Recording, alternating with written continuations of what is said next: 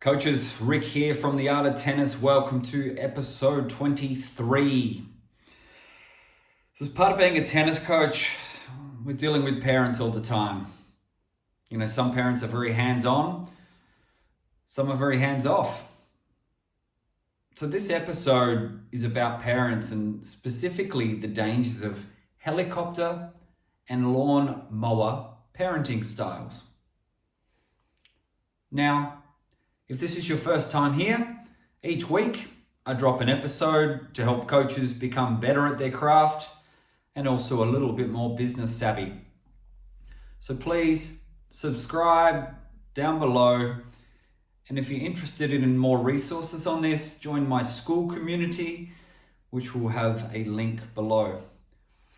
Now, as a parent myself, I recognize how difficult it can be. You want the best for your child, you want them to become the best they can be, and you share their joy when they succeed, but you also share their sadness and disappointment when they're faced with adversity.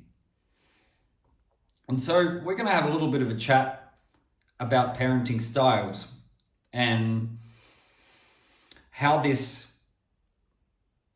can really cause harm to the child and also cause harm to their long-term development of their tennis game.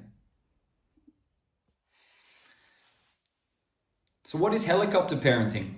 Well, it's just like it sounds. It's a helicopter sitting above the child, micromanaging every part of that player's journey or that child's journey. So a helicopter is a hoverer, someone who's hovering. You'll definitely know this parent. Okay, they're hovering around and they are involved at every step of the way. Now, what about lawnmower? Lawnmower parenting. So lawnmower parenting is almost similar in a way, but it's planning ahead. So it's removing obstacles. It's preempting difficult or less than ideal situations for their child. So why does this have such a negative impact on the child? Well, look, let's have a look at helicopter parenting first. So helicopter parenting can often result in the parent wanting to coach the child. Now, there are some parents who have coached their kids to great success. All right, Serena Williams. There's others, not always good examples. Jelena Dokic. So there's parents who have done that. But if they've employed a coach or they've engaged a coach to work with the child, then you certainly don't want the mixed messages with the parent being involved as a coach. All right, so this could result in bad timing. So maybe it's at the end of a tennis match, child's lost a tough match, and then the parent starts telling them what they did wrong. All right, now as a coach, I wouldn't do that. Right, end of a bad match, go take some time. Okay, take some time, have a drink, have a snack. We'll talk during the week most likely, or at the minimum we'll talk in 30 minutes. So the bad timing is a real common one with this helicopter parenting, wanting to help coach the child. And again, this might come from a place of love, but it's going to have a negative impact. If you start telling them that they're not, that their serve, the left arm was dropping on their serve, they kept serving into the net over and over again. And why did you stand so close in the returner serve? Couldn't you tell they were serving hard? So things like this they're not gonna help at all, especially if it's instantly after a match. And it's going to create a little bit of a rift between the child and, well, at least from the child's side, it's going to make them a little bit annoyed with their parents. They often get involved. Helicopter parents get involved. Now, you want your parents involved. You want them watching the kids. You want them clapping for the kids. You want them high-fiving the kids. But I mean getting involved with other parents. All right, maybe their kid's playing a match and, some dodgy calls, which just happens in tennis, unfortunately. Some dodgy calls and, the helicopter parent will hover, and they'll hover over to the other parent and maybe in no uncertain terms tell them their child is cheating, and then they'll talk to the supervisor, and the hover city. Okay, now again, sometimes it's okay to call a supervisor at a tournament, but who's playing the game here? All right, the child playing the game. So especially if a child is 10 to 18, what on earth is the parent doing hovering over that situation and talking to other parents or supervisors? Okay, the child or the junior needs help, they can call the supervisor themselves. They're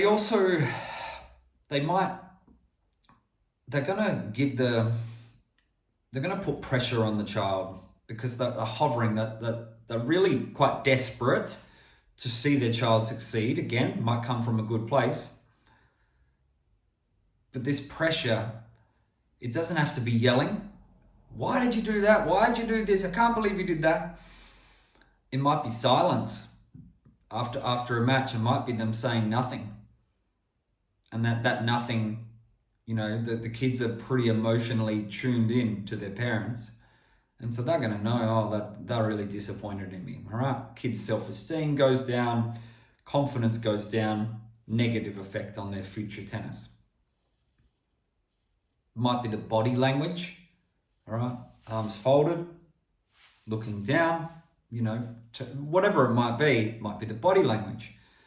So as a parent myself with a daughter who enjoys playing club tennis, I like watching her. I do get a little bit frustrated when I see something she could do better, but I'm very conscious to not look down, to not cross my arms, to not go, and definitely not get involved with other parents and supervisors. I go and sit by a tree and just watch.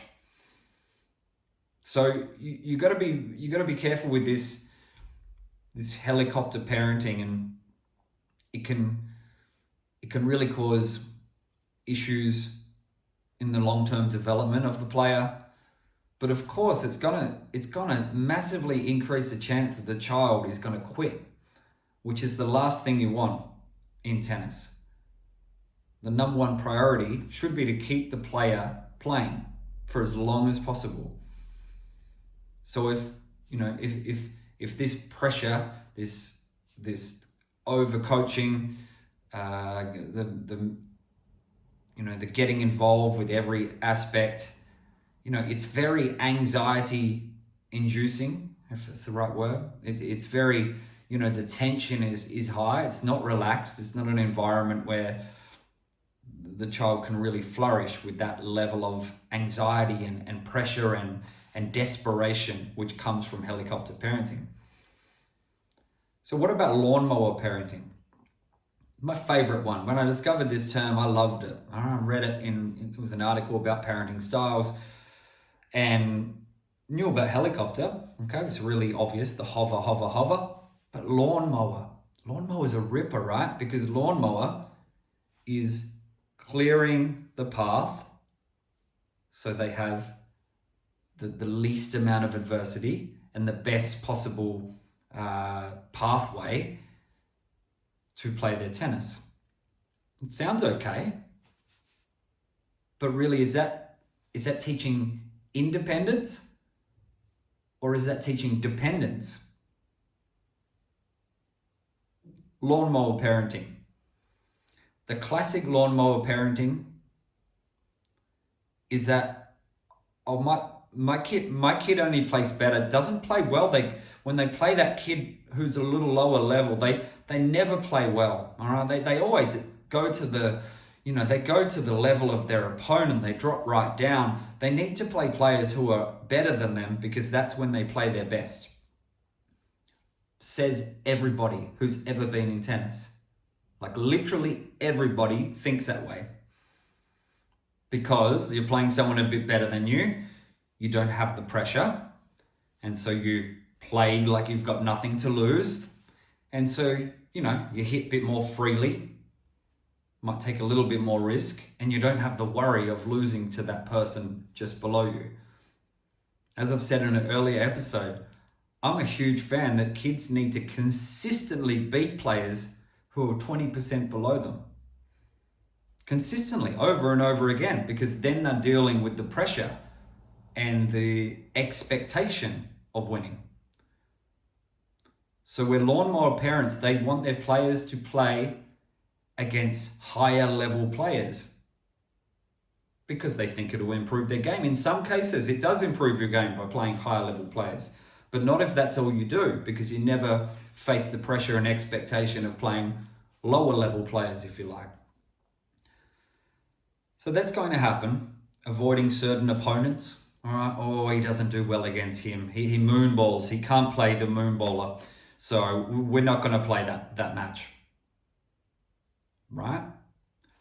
Needs to be in a higher squad. We think they need to go up. They're better than the other kids in the squad. They need to go in the higher level squad. All right? Classic Lawnmower parenting. Sometimes it's justified. I like to see kids the best in their squad for 2 terms before they move up, so they can show some leadership traits and learn to dominate, learn to play well. Of course, you need to move them up, but it's classic Lawnmower parenting to say, we're going to get you in the right group, we're going to get you in the right squad, we're going to get you in the right team to clear your path. What else in Lawnmower parenting? It might be telling the coach to avoid certain areas or certain trainings, or to focus on something specific because the child doesn't like it. Maybe the child doesn't like doing, maybe there's some sprint training that the child doesn't like doing, or the child doesn't like hitting the slice backhand. And so the Lawnmower parent will ask if we can work on just topspin backhand.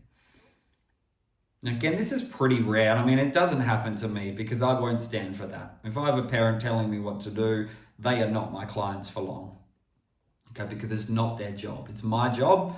And especially after many years of doing a pretty good job of tennis coaching, I'm not going to listen to a parent lawnmower their way with me on what they think their kids should do. So, and that's important. You need the confidence as a coach to not listen to it. Say, thank you, appreciate it, but this is what we're doing today. Getting some feedback on a match and what happens is important. Maybe some behavioral problems, it's important to know.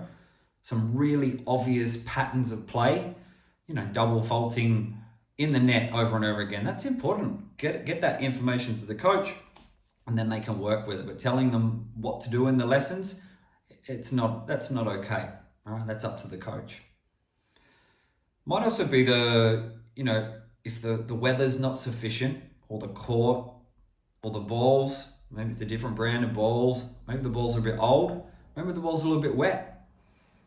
Maybe the court is a different surface than your child's used to. Maybe the weather is really windy and a little tiny bit of drizzle, but play's still going ahead. Okay, that's where the Lawnmower parent, they are trying to clear the way, but there's something they can't stop. So really important that, it's really important that the parent lets their child cop whatever comes, right? That cop whatever comes might mean they cop a not ideal court, or not ideal conditions, or not ideal opponent who moonballs and cheats, and not ideal squad and team where they're forced to play doubles with someone who double faults a lot. You get the idea. So a couple of examples of real life situations that I've faced as a coach, and there's a lot, but I'm just going to name a couple that are in recent times, and how that falls into this parenting style and how it can impact their child in the long term. So I think it was last year, maybe the year before, we run UTR, Universal Tennis Tournaments, and I was running the event. And I often don't run tournaments. I don't enjoy running tournaments. I like coaching, and look, running tournaments is part of being a tennis coach. But for me, I'm I'm not wired in a way to take scores and, just, oh, you're on here. It doesn't, I don't love it, but of course I can do it and run a tournament, and I make it in a easy as possible for myself. And so I was running this tournament and I went to put the match on, and you're on this court. Okay, it was a grass court. We have hard and grass. And I was sure that I'd put that the tournament is on hard or grass. And the dad, it wasn't from my club, so I can say this. And the dad's like, he can't play on there. The kid's right there with him. He can't play on there. He's been practicing on hard court, and we warmed up on hard court. He can't play on grass court. And most of the matches were on hard court, and there was a few matches on grass court. And I said, okay. I said, and then I'm worried that I didn't write down in the tournament description. I'm worried that I only put hard court. Okay, sometimes attention to detail, I might have missed something. And so I tried to see a situation where I could switch them. I was a little bit stressed trying to, this was a match that's being delayed because the dad was saying, this isn't a grass court tournament. He can't play on there. He's practiced on hard court. We've warmed up on hard court. Now his boy is listening to everything. He can't play on there because he's done this. So to me, that's programming him to not be ready for any situation and to only be ready if it works out exactly as planned. Now, in the end, I went and checked out the tournament description, and I had put hard and grass as I thought, and the dad was wrong. Now, I was a little bit grumpy with the dad, but I got the match on and we continued with the tournament. He later apologized, but it just shows that classic lawnmower parenting and a bit of helicopter. Another example, very recent example with pennant players. Players were pennant meaning competition here in Western Australia. Juniors were playing slightly wet courts. Okay, slightly wet courts. And look, you don't want it to be too dangerous for the kids. Okay, you don't want them to be injured, but slight bit of condensation on the courts. We're getting the kids playing. But one boy happened to be a very good player. Apparently, I wasn't there, but his mum was like, no, he cannot play on this court. He can't play on this court. It's too dangerous. Now, 50 kids are playing, and one boy is listening to his mum say he can't play on this court. Again, creating these negative mindsets and closed-mindedness on what's possible. One of my biggest pet peeves, which is an example, and I've seen it before, I've seen it from my own players years ago, and I made sure I had a chat about it, but I see it all the time from others. And I think now that, Tennis Australia have a system in place where this can't happen and there's fines and things like this, but is if a player loses in the main draw of a tournament and they go into the consolation and then they have to play a lower ranked opponent, maybe a lower UTR, Universal Tennis Rating, and they pull out of the tournament because they don't want to play against this lower rated player. They don't want to play in the consolation event. So to me, that's an absolute disaster, because that's teaching you that, okay, you lost in the main draw and then you just quit. You're done because you didn't want to play against that person. Do you think you're going to lose? Is that the situation? If you're the better player, then you should win. And those matches are really important to learn how to deal with pressure and learn how to deal with expectation. So that should never happen. You should never pull out of a match because of the player's rating. So I think that's enough of a rant on helicopter and lawnmower parenting. As a parent yourself, if you're watching this, maybe think about times we all fall into it a little bit, but you've got to be conscious enough to know that, okay, take a step back and let them deal with the adversity and let them go through the growth that comes from all these situations happening. And let's create independent tennis players, not dependent tennis players. That's it from me. See you next week. Cheers.